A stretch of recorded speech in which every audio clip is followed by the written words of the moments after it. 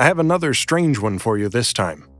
If you just want the how and not the why, the timestamp below is all yours. So over the past couple of months, I've been really sick from pinball fever. I was delighted to find out about Zen Studio's VR port of Pinball FX on Quest, and I've really been enjoying it so far. It was only a matter of time, though, before their in-game advertisement caught my eye regarding their partnership with X-Arcade. Their newest arcade controller is specifically designed to work with the game, and even includes a place to slot your Quest controllers into for positioning and haptics while you play. On top of that, they are now selling PinSim upgrade kits, which include speakers, solenoid haptics, and an analog plunger to boot. It's a terrific-looking kit and seems to be a good value when compared to all that goes into most pinball sim setups. Even still, I certainly don't have the space or the spending money to get that rig, and I know I'm not alone. So this left me wondering if any of X Gaming's previous hardware releases could meet us halfway there. The good news is that it can be done with the right accessories and a little effort. As of the time of recording, Pinball FX's official input options are very exclusive. The only supported ways that you can play are with the Quest controllers on their own, or in conjunction with the latest X-Arcade VR controller. You can't connect traditional controllers at the moment. Beneath the surface, however, Pinball FX VR does support the common keyboard. As a matter of fact, keyboard input is what the game uses to interface with the X-Arcade stick.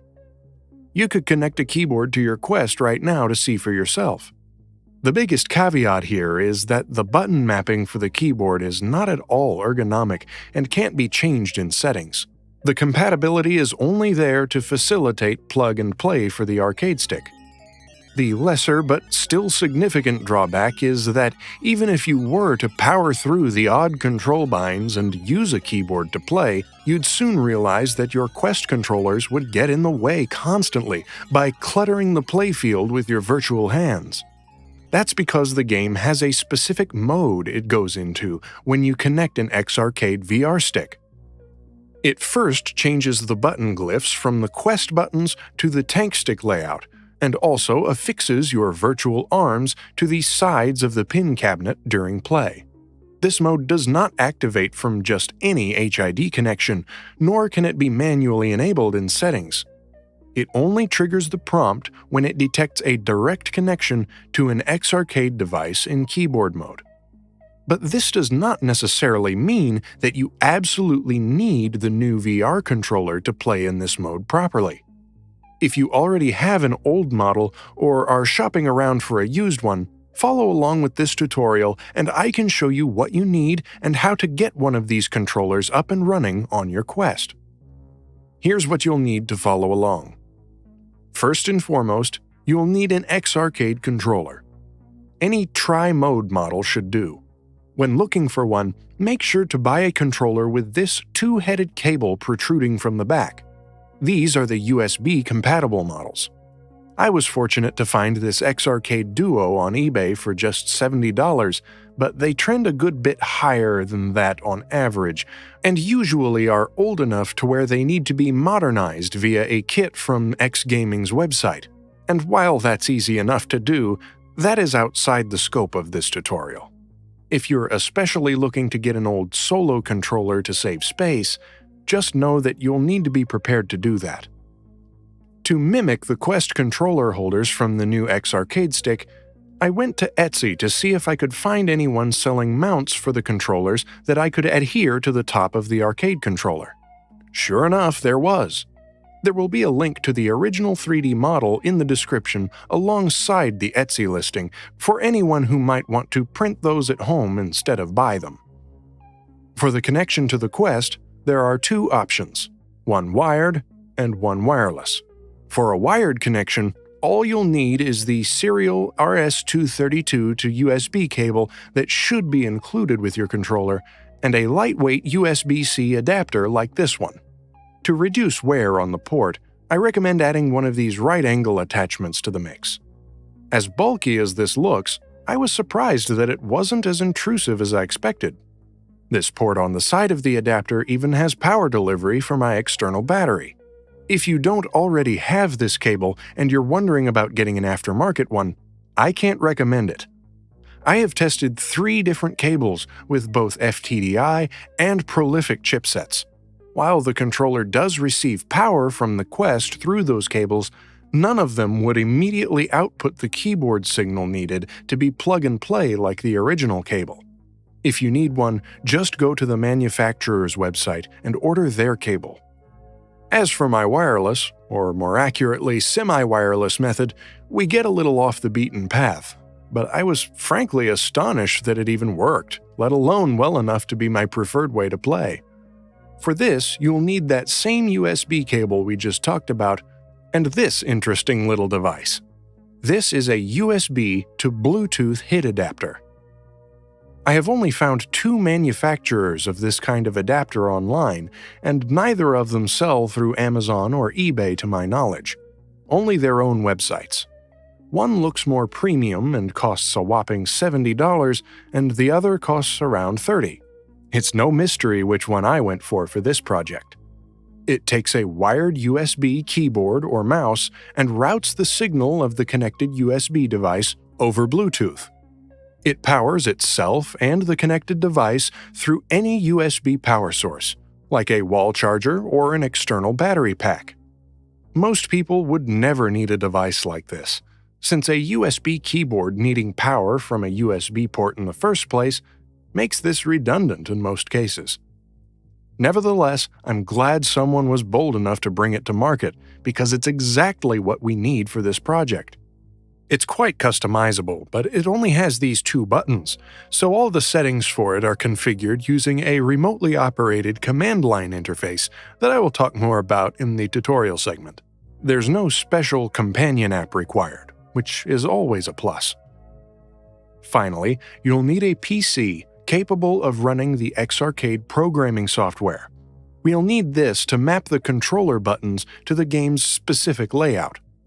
I'll put links to all of the equipment and software in the video description for your convenience, though I will say, if years down the line any of these exact products are no longer available through those links, I'm afraid you're just going to have to do your own shopping. With all that out of the way, let's begin. The first thing is to get our controller programmed to the same layout used by the X-Arcade VR controller. First, install the mapping software from the manufacturer's website. Next, move the switch on the back of your controller to position 2 and plug it into the PC. Open the programming software. To begin programming, press the arcade button on the back of your controller. The red LED on the top of the unit will shut off to indicate that the controller is in programming mode. To assign a key press to a particular button on the controller, simply press and hold the desired controller button and the desired key on your computer keyboard simultaneously. For this tutorial, I will be programming the buttons to match the in-game symbols, although these can ultimately be mapped however you like. The most important buttons to get up and running for pinball are the flipper buttons. Press and hold the letter U on your keyboard while, at the same time, pressing and holding the left flipper button on the side of your controller. If the button has been successfully bound, the power light on the controller will flash quickly to indicate such. Repeat this for the right flipper button by pressing and holding the right flipper button and the 6 key. Next, we need to assign the plunger button to launch the ball into play. Map the center right arcade button to the 8 key. The A, S, D, and F keys each correspond to table nudges. Map each of these keys to the left-hand joystick. A is to nudge forward, S is to nudge backward, D is to nudge to the right, and F nudges to the left. Do just as you did with the buttons to each direction on the joystick. Finally, program the one-player button to the I key. This brings up the pause menu in-game. Once you've finished mapping all your buttons, press the button on the back of your controller once again to save your program to Mode 2. At this point, you can close the software on your PC and unplug the controller. Next, I'll quickly outline how to make a wired connection to the headset. If the game is running on your headset, make sure to close it before connecting a controller. This avoids most issues. With the controller still in Mode 2, take the USB cable and plug it into the port on the USB-C adapter. Then connect all that to the charging port on the Quest. The red power light on the top of your controller should come on. If for some reason the Quest is reluctant to power it on, disconnect the controller and plug your charger into that port for a moment to sort of wake up the port. Then switch back. With that, you should be good to go. Now it's just a matter of managing the cable to best fit your setup and starting Pinball FX. When you appear in the virtual environment, a pop-up should appear saying that an X-Arcade controller is connected. From here, just follow the instructions on your screen and enjoy. However, if you're looking to keep your headset free of a cable tether, this next segment is for you. For the wireless method, we'll be using the BT600 HID adapter from Handheld Scientific. The link to their website where you can get it is in the box below. For a brief heads up, I would like to say that the company is very small, so the site is a bit slow, it's not secure, and it's of a bare-bones design. You will be purchasing through PayPal though, so you'll have a secure channel to check out through. There's no worries there. In the box, you get a manual, the device itself, and a USB to USB-C adapter.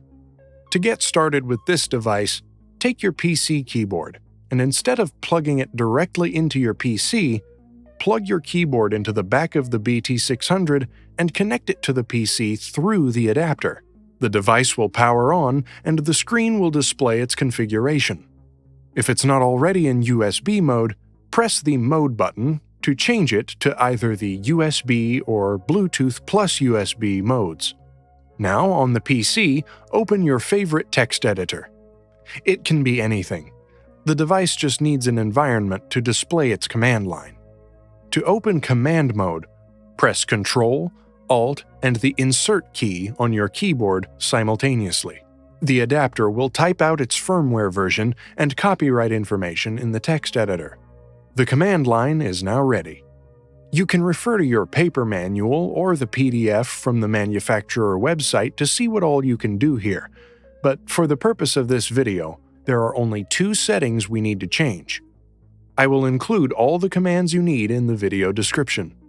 Now, I'm almost certain that the command I'm about to enter first is set that way by default, but just to be absolutely sure, I'm going to enter set throttle 0. This throttle feature can be used to insert a time buffer between when input is made and when output is sent. I am setting this to 0 milliseconds since we want to avoid as much latency as possible. Now, the next thing I'm going to change is the most important. Without this feature, this device would be just as lousy for Pinball FX as any other USB keyboard. We want to change the operating name of the adapter itself, as the name of the connected device is what the game checks for to trigger the X-Arcade controller mode. To change the name of the device, type set BT name X-Arcade and hit Enter. And that's it. That concludes the initial setup for the adapter. Before you unplug the adapter though, type Save into the command line and hit Enter to finalize your changes. Once that's done, you can remove the adapter from the PC and put your keyboard back where it belongs. Now that the adapter is configured, let's get it connected to the headset. First, connect your controller's USB cable to the back of the Bluetooth adapter and plug the adapter into your preferred USB power source. Check the screen on the adapter to ensure that it is set to output to Bluetooth. Next, put on your Quest headset and go to Settings. In Settings, open the Bluetooth menu and click the Scan button at the bottom. You should see the adapter appear as X-Arcade, just as we named it earlier. Go ahead and click Pair. The pairing process is automatic, so you won't need to enter any connection codes or anything. Once you've paired the controller to the Quest through the Bluetooth adapter, You'll need to hold the power button on your headset for about 15 seconds to do a full reboot. We're doing this because, in my testing, each time I've made an initial pairing to the adapter, I've experienced unbearable input lag. Thankfully, this latency goes away completely after a reboot of the Quest. If you followed the steps in this tutorial to the letter, you'll probably never encounter this, which is what I'm aiming for. Once the system is rebooted, you're good to go. The Bluetooth adapter will automatically connect to the headset whenever it's running, so from here, just open up Pinball FX. If you've followed along and done everything correctly, you should see a pop-up upon loading in saying that an arcade to TV XR is connected. Just follow the in-game instructions from here and enjoy. If you didn't get anything to mount your Quest controllers onto while you play, you can try securing the wrist straps to the joysticks and propping the controllers on the edge of the arcade controller like this. I've played like this before, and they seem to be reasonably stable and provide good haptic feedback through the wood cabinet. I must say it's far better to use these mounts though. I'm just securing them to the controller with some tape, but if you're concerned about sticky stuff or ripping the decal off the surface, you're probably better off drilling holes and affixing the mounts to the wood with screws. With all that said, the setup is complete.